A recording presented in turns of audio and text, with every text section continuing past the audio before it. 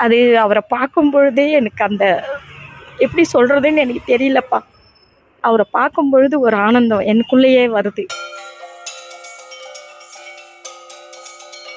கருப்பர் கோயில் பொதுவாக எல்லா இடத்துலையும் இருக்கும். ஸ்பெசிஃபிக்காக சங்கிலி கருப்பர் கோயில் தேடும் போது சென்னையில் எங்கேயுமே இல்லை, இந்த இடத்துல மட்டும்தான் இருந்தது. நம்ம என்ன கடை கிடைக்கும், ஏன்னா இவர் அவ்வளோ அம்சமாக இருக்கார், பவர்ஃபுல்லாக இருக்கார். எப்பவுமே அவசியம்னா அவருக்கு முதல்ல சரக்கு தான். சாராயத்தில் அக்னியில் கொடுக்குற அபிஷேகம் தான் ஃபஸ்ட்டு.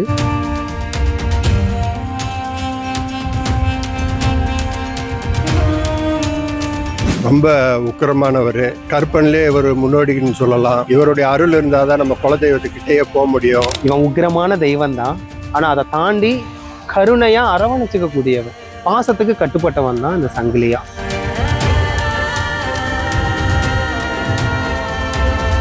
படையல் போடும்போது எங்கள் வீட்டுக்காரங்க மேலே இந்த சாமி வரும்போது இந்த மாதிரி நீங்கள் என்னோட சன்னதி எங்கே இருக்கோ அங்கே எனக்கு ஒரு பூஜை படையல் போடணும் அப்படின்னு சொல்லி அந்த சாமி கேட்டுச்சு.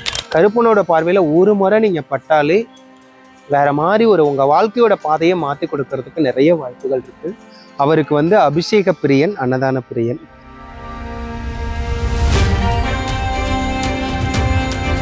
அதாவது கிராமத்தில் இருக்கோம், இங்கே சென்னை சிட்டி உள்ள மாதிரி இருக்குன்றது பெரிய விசேஷம். நீங்கள் மித்த தெய்வங்கள்ட்டெல்லாம் நீங்கள் வேண்டுதலாக தான் வைக்க முடியும், கெஞ்ச முடியும், வேண்டுதலாக வைக்க முடியும்.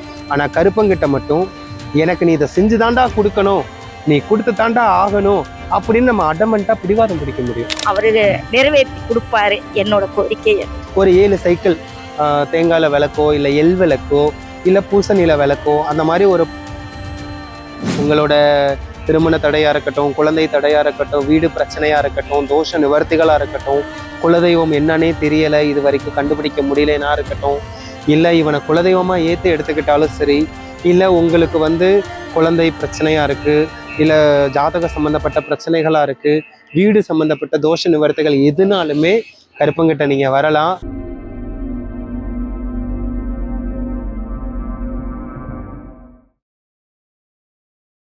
இது எதிர்பார்க்காம நாங்கள் இந்த ஆலயத்துக்கு வந்தோம். அவருக்கு அபிஷேக பொருள் கேட்டிருந்தாங்க, சரி வாங்கி கொடுப்போம் அப்படின்னு சொல்லிட்டு ஐயனுக்கு வேண்டிட்டு, மழை வேற வந்துருச்சு. நாங்கள் வரும்பொழுது மழை, ஐயா நாங்கள் உங்கள் இடத்துக்கு வரோம், எங்களுக்கு மழை இல்லாமல் அந்த இடத்துக்கு நாங்கள் உன்னை கும்பிட்டு உன்னோட அனுகிரகத்தை நாங்கள் வாங்கிட்டு வரணும் அப்படின்னு நினச்சிட்டு இந்த ஆலயத்துக்கு வந்தோம். அதே மாதிரி மழையும் வரலை, சந்தோஷமாக இருந்தது. ஐயனோட பிரசாதமும் வாங்கி சாப்பிட்டேன், ரொம்ப சந்தோஷமாக இருந்தது.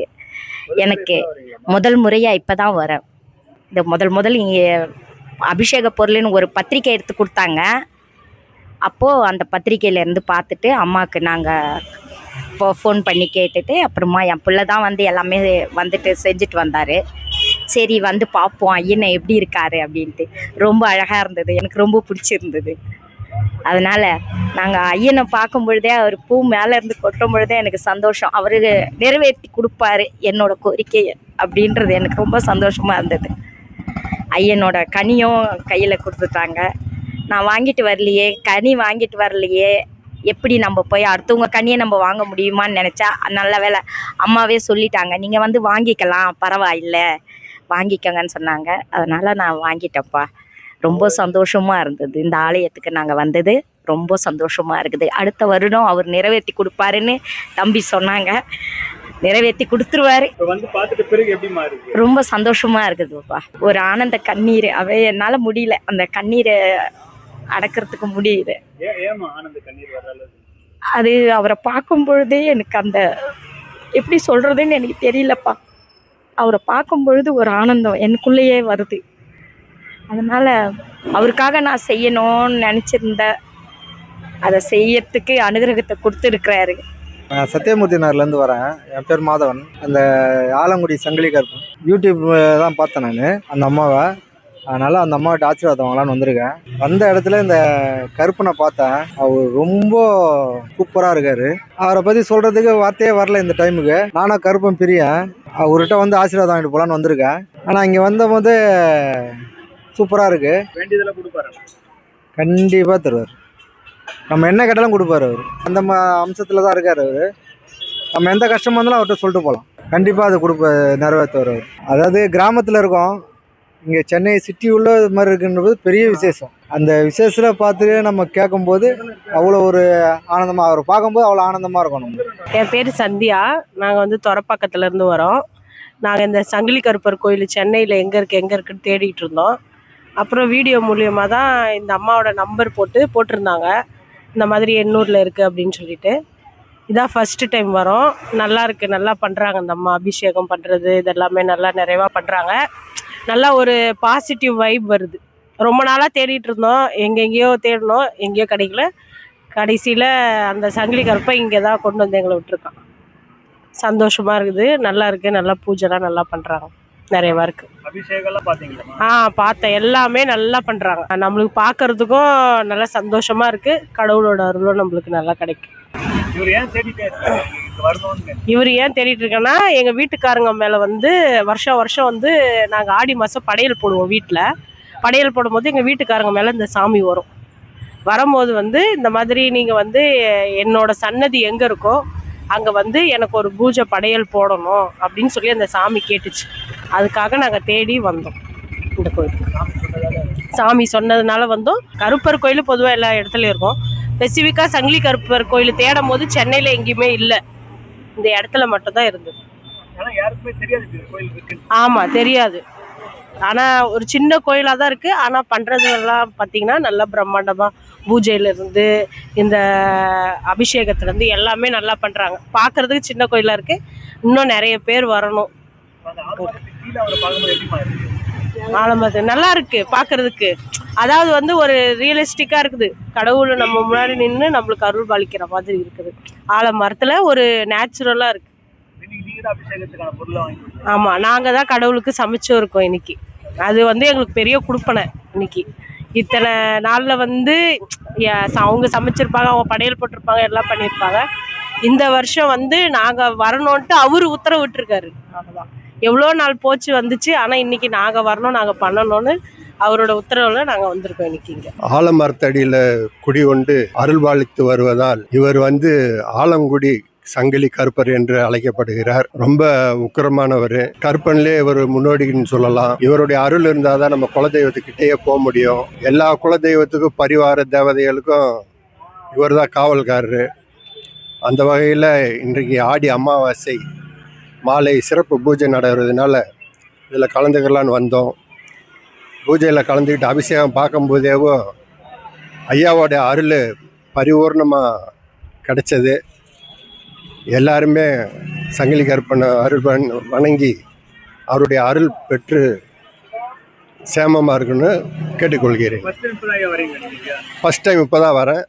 முகநூல் மூலியமாக கேள்விப்பட்டேன். இதனுடைய வந்து பார்த்த பிறகு தான் பக்கத்திலே இருந்து நம்ம இவ்வளோ நாள் இது நம்ம வராமல் விட்டோமேன்ற ஒரு மன வருத்தம் இருந்தது. இந்த அபிஷேகம்லாம் பார்க்கும்போது அந்த மன வருத்தம் எல்லாம் போயிடுச்சு.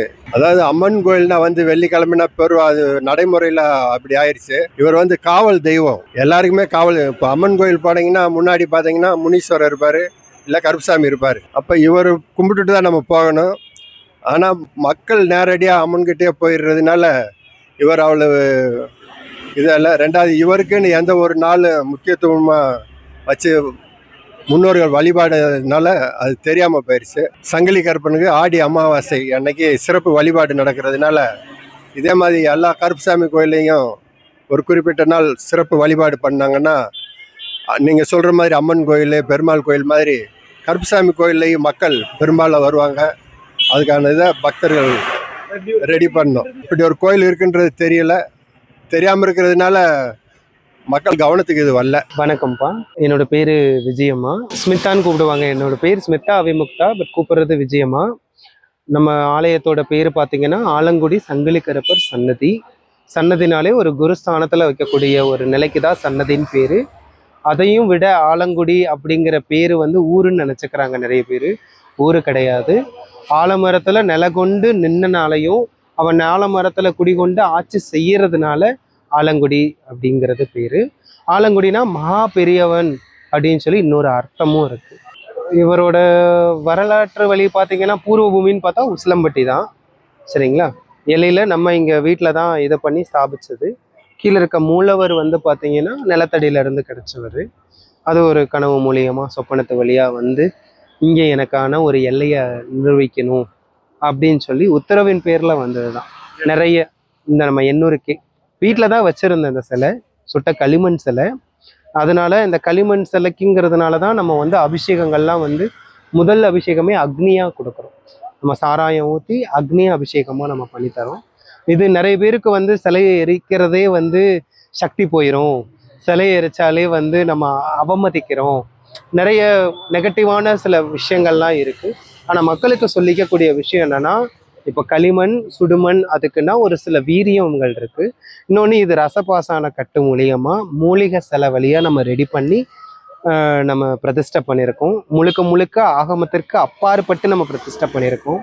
அதனால இது எந்த ஆகமத்துக்குள்ளேயும் அடங்காது. ரெண்டாவது, பிடி மண்ணு நம்ம போய் உடம்பும் சேரது மண்ணில் தான். அந்த மண்ணோட தன்மை எந்த அளவுக்கு இருக்கோ அதே வீரியம் இவனுக்கு இருக்கு. ஏன்னா மண்ணில இருந்து வந்தனால அவனோட அளப்பரிய சக்தியை அவன் வேற மாதிரி வெளிப்படுத்துவான். நம்ம மக்களுக்கு அந்த புரிதல் வேணுங்கிறதுனால தான் நம்ம அக்னி அர்ப்பணமே கொடுக்குறோம். அக்னி அர்ப்பணம் அவனை மெருக்கேற்றிக்கிறதுக்கு மட்டும் இல்லை, அந்த அளப்பரிய சக்தியை அவன் வெளியே ஸ்ப்ரெட் பண்ணுவான். அது வந்து மக்களுக்கு வந்து அதை கொண்டு போய் சேர்றப்ப அதோட சக்தி நிலை எல்லைக்குள்ள அவங்க வர ஆரம்பிச்சிருவாங்க. எத்தனை ஆண்டுகள் இங்க இருக்காரு இவரு? இங்கே ஒரு 3 வருஷமா இருக்கிற அப்படி இந்த இடத்துல இங்க ஒரு சொப்பனத்து வாயில கேட்டு இந்த இடத்த வாங்கிட்டா அப்படி. அவரே வாங்கிட்டாரு. ஆமா, அப்படிதான் நம்மளும் முயற்சி எடுத்தோம். பட் அதுக்கு முன்னையே சொப்பனத்து வழியா வந்து கேட்டு வாங்கிட்டா அப்படி. இங்க வரக்கூடிய பக்தர்களுக்கு என்னெல்லாமா நடக்குது? இங்க வந்தா என்ன விஷயத்துக்காக இங்க வந்தா அவங்களுக்கு சரியா? நம்ம ஸ்தலம் வந்து பாத்தீங்கன்னா முழுக்க முழுக்க பரிகார ஸ்தலம் தான் இது. அதாவது ஒரு குருவோட ஸ்தலம் மாதிரி. குரு பார்வை கோடி பெரும்பாங்க. அதே மாதிரிதான் இவன் கருப்பனோட பார்வையில ஒரு தடவை வந்து பட்டுட்டீங்கனாலே, அவங்கிட்ட நேரடியா ஒரு அட்டனன்ஸ் நீங்க போட்டீங்கனாலே அவன் கட்டுக்குள்ள வந்துருவீங்க. அவனோட அதாவது எப்படி சொல்றது, அவனோட பார்வைக்குள்ள வந்துருவீங்க நீங்க. சரிங்களா? ரெண்டாவது, குலதெய்வ சாபம் கன்னி சாபம் நீக்கிறதுக்காக முழுக்க முழுக்க இவரை பிரதிஷ்டை பண்ணியிருக்கோம். முக்கியமா பாத்தீங்கன்னா எந்த இடத்துலையுமே களிமண் சிலை வந்து மூலவர் கிடையாது, இருக்குது. பட் காவல் தெய்வங்கள்ல முக்கியமா கருப்பர் வந்து சுடுமண் சிலையில மூலவர் எங்கேயுமே நம்ம இந்தியாவில் கிடையாது. நிறைய இடத்துல வழக்கு முறைக்கு இருந்தாலுமே இன்னைக்குமே நீங்க ஊர் சைட்லாம் பார்த்தீங்கன்னா சுடுமண் குதிரைங்க நிறைய பார்த்துருப்பீங்க. அவங்க தாத்தா வச்ச குதிரைலாம் இன்னும் ஒரு 100-200 வருஷம் மேலேயே கிடக்கு. இவரை முறையா பராமரிச்சா 1500 வருஷம் 5000 வருஷமே தாங்குவாரு. அதை வந்து நம்ம அப்போ அந்த அந்த பார்வையும் சரி அந்த கனிவும் சரி உக்ரம்னு நினைக்கிறாங்க. அதை தாண்டி ஒரு கருணையில இருக்கிறான். இப்போ வந்து இவன் உக்ரமான தெய்வம் தான். ஆனா அதை தாண்டி கருணையா அரவணைச்சுக்க கூடியவன், பாசத்துக்கு கட்டுப்பட்டவன் தான் இந்த சங்கிலியா. நிறைய பேர் என்னன்னா சங்கிலி கருப்பரோட வரலாறே நிறைய விதமா எடுத்துட்டு போறாங்க. பட் கைலாய வரலாறுன்னு ஒண்ணு இருக்கு. அந்த வரலாறு வந்து மக்களுக்கு நிறைய தெரியாது. இவர் வந்து ஒரு கால பைரவரோட அம்சத்துல ஒருத்தர், அட்ட பைரவர்கள்ல ஒருத்தர். மெயினா கைலாய வரலாறு வேற. மூலதனமா நம்ம அக்னி அபிஷேகம் பண்றதுக்கு ஒரு காரணம் இவர் நெத்தி பிளம்புல இருந்து பிறந்தாரு அப்படிங்கிறதுனால மட்டும்தான். சரிங்களா? ரெண்டாவது காரணம் சுடுமண் சிலை, அதுக்காகவும் நம்ம அக்னி அபிஷேகம் பண்றோம். இன்னைக்கு ஆடி அமாவாசை, அவரோட ஜனன நாள். இன்னைக்கு அவர் இந்த பூமியில வந்து ஜனனம் பண்றதுக்காக ஒரு ஆயத்தம் பண்ண நாள் அது கருப்பன். அதனாலேயே ஆடி அமாவாசை நீங்க பாத்தீங்கன்னா எல்லா ஊர்கள்லையுமே கருப்பனுக்கு விசேஷமா இருக்கும். ஆடி அமாவாசை நாளே நம்ம மக்களுக்கு வந்து இந்த கருப்பனை பத்தின புரிதல் வந்து அந்த தெளிவு கிடையாது. ஏன்னா யூடியூப்ல நிறைய பாக்குறீங்க, நிறைய இடத்துல செவி வழியா நிறைய செய்திகள் கேள்விப்படுறீங்க. இவனோட வரலாறு என்னன்னு நீங்க தெரிஞ்சுக்கங்க. ஸ்தலம் வந்து குருஸ்தலம் அப்படிங்கிறதுனாலையும் சனி ஓர தசையில நம்ம வச்சிருக்கிறதுனாலையும் ராகு கால நேரத்துல குளிகையில தான் நம்ம பிரதிஷ்டை பண்ணோம். அந்த காரணத்தினால இவருக்கு எள்ளு விளக்கு போடுறது ரொம்ப விசேஷம். சரிங்களா? தேங்காயில பூசணிக்கால அந்த மாதிரி சில சைக்கிளேஷன் ஃபார்ம் இருக்கு. அதே மாதிரி தேங்காய் முடி கட்டுறது இங்க ஒரு விசேஷம், உங்க வேண்டுதல் கோரிக்கையை வைக்கிறதுக்கு. அதே மாதிரி தொட்டில், குழந்தை நலன், குழந்தை பிறப்புக்காகவும் நிறைய விஷயங்களுக்காக நீங்க தொட்டில் கட்டுறது இங்க விசேஷம். இப்போ ரீசெண்டா வந்து நமக்கு தெரிஞ்ச நண்பர்கள் மூலியமா ராமேஸ்வரத்துல இருந்து ஒரு தோழர் வந்திருந்தாங்க. அவங்களோட ஃபேமிலிக்கு வந்து பாத்தீங்கன்னா குழந்தை வந்து கொஞ்சம் சீரியஸான கண்டிஷன்ல இருந்தாங்க. ஒரு சில சடங்கு முறைகள்ல தான் நம்ம சொல்லி அங்கேருந்து மதுரையிலேருந்து எல்லா பொருட்களும் வாங்கி அது ஒரு ப்ராசஸ் பண்ணி இங்கே வந்து கருப்பருக்கு அபிஷேகம் பண்ணி அன்னைக்கு அன்னதானம் பண்ணிட்டு ப்ளஸ் இந்த சடங்குகள்லாம் பண்ணி எண்ணி 7 நாளில் அந்த குழந்தை ஐசியூலேருந்து டிஸ்சார்ஜ் ஆகி வீட்டுக்கே போயிட்டாங்க. நம்ம இதை வந்து ஆமாம், அதுக்காக கட்டப்பட்ட தொட்டில் தான். இப்போ நம்ம அதுக்கான சில விஷயங்கள் நம்ம முறையாக செய்கிறப்ப அதுக்கான பலாபலங்கள் நிறைய திருட்டு நகை போனது நிறைய பேர் இங்கே வந்து கிடைச்சது சொல்லியிருக்கிறாங்க. குழந்தை இல்லாமல் நின்னவங்களுக்கு குழந்தை கொடுத்துருக்குற அப்படி நிறைய விஷயங்கள், வீடு சொத்து பிரச்சனை, இட சம்மந்தப்பட்ட பிரச்சனை, வீடு வாங்கணும் போன இடத்துல ஏமாந்த தடை பிரச்சனை, உத்தரவு கேட்குறதா இருக்கட்டும், நிறைய விஷயங்கள் இங்கே கை கொடுக்குது. மக்கள் நீங்கள் வந்து கருப்பனை பார்க்குற விதம் வந்து நம்ம ஃபேமிலியில் ஒரு மெம்பர், நம்ம மனுஷங்களில் நம்மளை மாதிரி பிறந்து வளர்ந்து நமக்காக மாண்ட ஒரு தெய்வம். அவன் வந்து நம்ம கேள்விகளை எல்லாத்தையுமே செவி கொடுத்து கேட்கக்கூடிய ஆளு தான். அதனால நீங்கள் வந்து புரிஞ்சுக்கணும், நீங்கள் மித்த தெய்வங்கள்ட்டெல்லாம் வந்து நீங்கள் வேண்டுதலாக தான் வைக்க முடியும், கெஞ்ச முடியும், வேண்டுதலாக வைக்க முடியும். ஆனால் கருப்பங்கிட்ட மட்டும் எனக்கு நீ இதை செஞ்சு தாண்டா கொடுக்கணும், நீ கொடுத்து தாண்டா ஆகணும் அப்படின்னு நம்ம அடமெண்ட்டாக பிடிவாதம் பிடிக்க முடியும். அப்பேற்பட்ட உறவுகள்ல நம்ம வைக்கக்கூடிய ஆட்கள் தான் அவங்கெல்லாம். கூட்டுகள்லாம் ஒவ்வொருத்தருக்கு குடும்ப பிரச்சனை இருக்கும், ஒவ்வொருத்தருக்கு சண்டை, குடும்பம் பிரிஞ்சு போறது, அந்த மாதிரி சில சிக்கல் பிரச்சனைக்காக அது போட்டு போவாங்க. ஆமா, குடும்ப பிரச்சனைகள் தீர்க்கறதுக்காக. அது தேங்காய் விளக்கு வந்து பாத்தீங்கன்னா ஒவ்வொருத்தருக்கும் ஒவ்வொரு விதமான இது. இப்போ காலபைரவ கர்மான்னு ஒரு கிரியை இருக்கு, அதாவது முன்னோர்களுக்காகவும் சில பேர் செய்வாங்க. சில பேர் அவங்க குடும்ப சூழ்நிலைகள்ல மாற்றி தேவையில்லாத பிரச்சனைகள் வருது அப்படின்னா ஒரு 7 சைக்கிள் தேங்காயில் விளக்கோ இல்லை எள் விளக்கோ இல்லை பூசணியில விளக்கோ அந்த மாதிரி ஒரு 7 சனியோ 7 அமாவாசையோ அந்த மாதிரி தொடர்ந்து செய்கிறப்ப அவங்களுக்கு நாள்பட்ட நோயாக இருக்கட்டும், தேவையில்லாத சொத்து வழக்கு குடும்ப பிரச்சனையாக இருக்கட்டும், இல்லை கணவன் மனைவி ப்ராப்ளமாக இருக்கட்டும், முன்னோர்களில் வந்து அவங்களுக்கு வழி கொடுக்க மாட்றாங்க, நம்ம குடும்பங்களில் வந்து வாசலுக்கு வந்து நிற்க மாட்றாங்க, நமக்கு உறுதுணையாக இருக்க மாட்றாங்கங்கிறவங்களுக்காகவா இருக்கட்டும், எல்லாத்துக்காகவுமே அந்த விளக்கு எரியக்கூடாது. ஆமாம், தேங்காய், எள் விளக்கு, பூசணி விளக்கு எல்லாமே. எப்பவுமே வந்து அபிஷேகம்னா அவருக்கு முதல்ல வந்து சரக்கு தான், சாராயத்தில் அக்னியில் கொடுக்குற அபிஷேகம் தான் ஃபஸ்ட்டு. ரெண்டாவது திருமஞ்சனம், கதம்பத்தூள் சொல்லுவாங்க, திருமஞ்சனம், மஞ்சள், குங்குமம், விபூதி, சந்தனம், பன்னீர், ஜவ்வாது, அந்த மாதிரி சில விஷயங்கள்லாம் வந்து நம்ம அபிஷேக அர்ச்சனைகளாக கொடுத்துட்ருக்கோம். இதுதான் வந்து ரெகுலர், இது பேசிக். இது இல்லாமல் பால், தயிர், எக்ஸஸாக பஞ்சாமிர்தம், அந்த மாதிரி நிறைய அபிஷேகங்கள் இருக்குது. மெயினாக குடும்பத்தோட நல்வாழ்க்கைக்காகவும் நம்ம தொழில் வளர்ச்சிக்காக உங்களோட நாள்பட்ட கோரிக்கைகள் நிறைவேறணும், சொத்து பிரச்சனை, குடும்ப பிரச்சனை, கேஸு, இது சம்மந்தப்பட்ட பிரச்சனை இருக்குன்னா நீங்கள் அவருக்கு வேண்டிக்கிட்ட அபிஷேகம் பண்ணிங்கன்னா எண்ணி நாள் கெடுதான் 21 நாள்ல இருந்து 120 நாள், 21 நாளுக்குள்ள அட்லீஸ்ட் முழுசா மாறுதோ இல்லையோ ஏதாவது ஒரு பாதையை காட்டி ஒரு பாதையை உருவாக்கிடுவார். 21 நாள்ல இருந்து இன்னும் 74 நாளுக்குள்ள அட்லீஸ்ட் முடியும், முழுசா முடியும்லாம் நம்ம உத்தரவாதம் கொடுக்க முடியாது.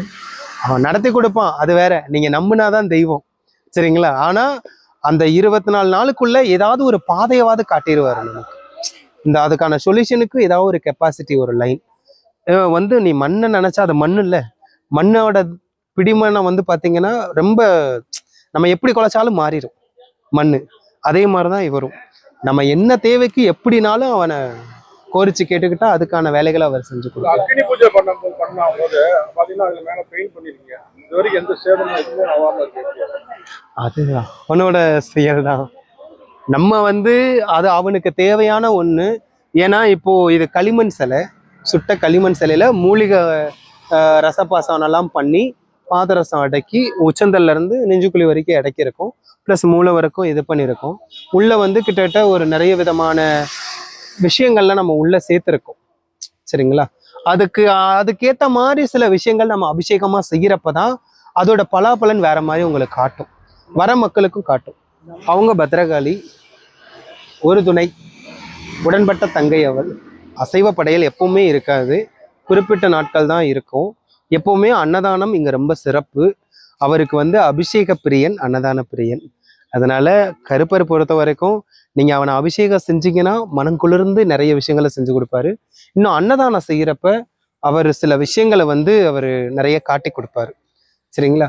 மக்களுக்கு வந்து நம்ம எடுத்து சொல்லி புரிய வைக்கிற விஷயங்கள் கிடையாது. தெய்வத்தை நம்பி நிலை கொண்டு நீங்க நின்னீங்கன்னா அவர் என்ன செய்யணுமோ அதை செஞ்சிருவார். நீங்க வந்து பில்லி சூனியம் ஏவல் சம்மந்தப்பட்ட பிரச்சனைகள் இருக்குன்னா அதுக்கு சில வழிமுறைகள் இங்க இருக்கு. நீங்க அது சம்மந்தப்பட்ட இதை நம்ம பார்க்கலாம். உங்களுக்கு உத்தரவு வேணும், சில விஷயங்களை வாக்கால தான் பார்க்க முடியாட்டினாலும் முத்து போட்டு பிரசன்ன வாக்காவும் நம்ம பார்க்கலாம். இங்க பாக்குறீங்களா? இங்க பார்க்குறோம். சனிக்கிழமை ஒவ்வொரு சனிக்கிழமையும் அமாவாசை பௌர்ணமிலையும் பார்ப்போம். அமாவாசை பௌர்ணமியில எப்பவுமே பூஜைகள் வந்து தாமதம் ஆயிரும். வெளியே இருந்து வரீங்கன்னா இங்க நம்ம கோவில்ல தங்குவாங்க, விடிய விடிய தங்குவாங்க. நீங்க இருந்து இங்க பார்க்கறதுனாலும் பார்க்கலாம், இல்லை அவசரப்பட்டீங்கன்னா பார்க்க முடியாது. ஏன்னா எப்படி பூஜை முடிச்சு நம்ம அன்னதானம் கொடுக்கறதுக்கே ஒரு 10 மணி ஆயிரும். அதனால தாமதமா நீங்க இருந்து செய்யறதுனால செய்யலாம். சரிங்களா? வேற மித்த நாட்கள்னா புதன்கிழமை சனிக்கிழமை நீங்க வந்து பார்க்கலாம். சரியான முகவரி சொல்லுங்க. அட்ரஸ் வந்து பார்த்தீங்கன்னா நம்ம வட சென்னையில் எண்ணூர் டிப்போக்கு முன்னாடியே அசோக் லைலண்ட் கம்பெனி இருக்குது பார்த்தீங்களா? கம்பெனியோட அந்த அண்ணா நகர் பஸ் ஸ்டாப். மெயினாக நீங்கள் பார்த்தீங்கன்னா பர்மா நகர் உங்களுக்கு எல்லாருக்குமே தெரியும். அந்த பர்மா நகர் அந்த பிரிட்ஜு ஏறி ரைட் ஹேண்ட் சைடில் இறங்குனீங்கன்னா இறக்கத்துலேயே ஆலமரத்தடியில் நம்ம கருப்பர் இருப்பார். நீங்கள் போகிற வழியிலேயே பார்க்கலாம். நம்ம பர்மா நகர் பாயிண்ட் வச்சுக்கோங்க, அங்கேருந்து வந்தாலே பக்கம்தான். இங்கே இருக்கிற மக்களுக்கு தான் நான் சொல்ல மாட்டாமல் விழிப்புணர்வு கிடையாது. கருப்பனாலே கோவக்காரன், அவன் வந்து அடிக்கிற தெய்வம் அப்படின்னு தான் நினைக்கிறாங்க. அவன் பாசம் வச்சா துடியான தெய்வம், நம்மளை மாதிரி இல்லை. உறவுகளை மிஞ்சி அவன் பாசம் வைக்கக்கூடிய தெய்வம் தான். மெயினாக வந்து கருப்பசாமி உக்ரமான தெய்வங்கிற தாண்டி அவன் பாசத்துக்கு கட்டுப்பட்டவன். கூப்பிட்ட குரலுக்கு ஓடி வரக்கூடிய தெய்வம், அதான் துடியான தெய்வங்கிறாங்க. எப்போவுமே கூப்பிட்ட குரலுக்கும் சரி, ஒரு நினைப்புற நினைப்புக்கும் சரி, உறுதுணையாக பக்கபலமாக தலைமாடு காத்து வாழ வைக்கக்கூடிய தெய்வங்கிறதுனால தான் அவன் நிலை கொண்டு எல்லைகளை பாதுகாப்பாக மக்களுக்காக நிற்கிறான். இங்கே நீங்கள் வாகனம் சுற்றி போட்டுக்கலாம், புது வீடு, கிரகப்பிரவேசம், ஜாதகமாக இருக்கட்டும், வேறு சில விஷயங்கள் உங்களுக்கு பிரசன்னமாக பார்க்கணும், உத்தரவு கேட்கனாலுமே நம்ம செஞ்சு பார்க்கலாம். ஜாதகம் சொன்னீங்களா? சாமி காரணம் என்ன? எதுக்காக ஜாதகம்? நாள்பட்டு செவ்வாய் தோஷம், சனியோட பிடியில் இருப்பாங்க. மெயினாக வந்து தோஷங்கள் இருக்கும், கன்னி சாபம், குலதெய்வ சாபம் இருக்கும். அவங்களுக்காக அந்த ஜாதகம் ஒரு ப்ராசஸ் இருக்குது. உங்களோட திருமண தடையாக இருக்கட்டும், குழந்தை தடையாக இருக்கட்டும், வீடு பிரச்சனையாக இருக்கட்டும், தோஷ நிவர்த்திகளாக இருக்கட்டும், குலதெய்வம் என்னன்னே தெரியலை, இது வரைக்கும் கண்டுபிடிக்க முடியலன்னா இருக்கட்டும், இல்லை இவனை குலதெய்வமாக ஏற்று எடுத்துக்கிட்டாலும் சரி, இல்லை உங்களுக்கு வந்து குழந்தை பிரச்சனையாக இருக்குது, இல்லை ஜாதக சம்மந்தப்பட்ட பிரச்சனைகளாக இருக்குது, வீடு சம்மந்தப்பட்ட தோஷ நிவர்த்திகள் எதுனாலுமே கருப்பங்கிட்ட நீங்கள் வரலாம். இது குருவருள் திருவருள்ங்கிற மாதிரி தான் சன்னதியாக இருக்குது. எல்லாருமே நீங்கள் வந்து கருப்பன் அருள் பெறணும்னு சொல்லி கேட்டுக்கிறேன். கருப்பருக்கு சரணம். மேலும் வீடியோக்களுக்கான ரியாக்ட் தமிழா யூடியூப் சேனலை உடனே சப்ஸ்கிரைப் பண்ணுங்க. மறக்காம பெல் பட்டனையும் கிளிக் பண்ணுங்க.